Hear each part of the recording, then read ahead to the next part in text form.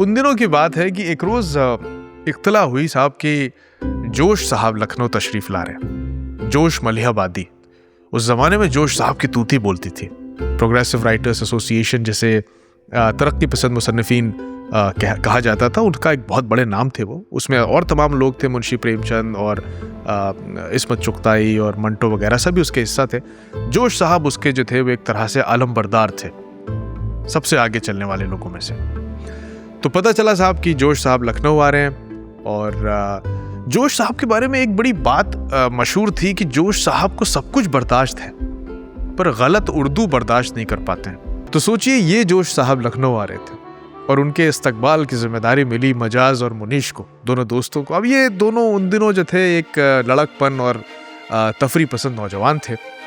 तो बहरहाल जोश साहब आए और बड़ा अच्छा प्रोग्राम हुआ।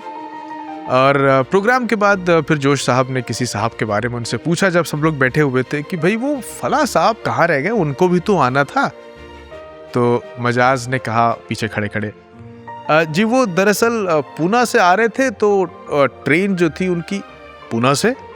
जोश साहब ने उनकी बात काटते हुए कहा, भाई तुम लोग जबान के मामले में बड़े कमजोर हो, तुम लोग की ग्रामर ही ठीक नहीं हो पाई। पूना से नहीं होता है, कहिए पुणे से आ रहे थे। और इसी तरह कलकत्ता से नहीं आ रहे थे, कहिए कलकत्ते से आ रहे थे। अब आप मुनीश की जुर्रत देखिए जो अपने दोस्त मजाज का साथ कैसे दे रहे हैं। बोले, हाँ जोश साहब, मैं तो एक शायर अफ्रीके से भी बुला रहा था मगर वो आए नहीं। अब मजाज ने बामुश्किल अपनी हंसी रोकी और जोश साहब ने भी इसे पलट के देखा। समझ तो गए कि लड़के जो हैं वो तफरी ले रहे हैं।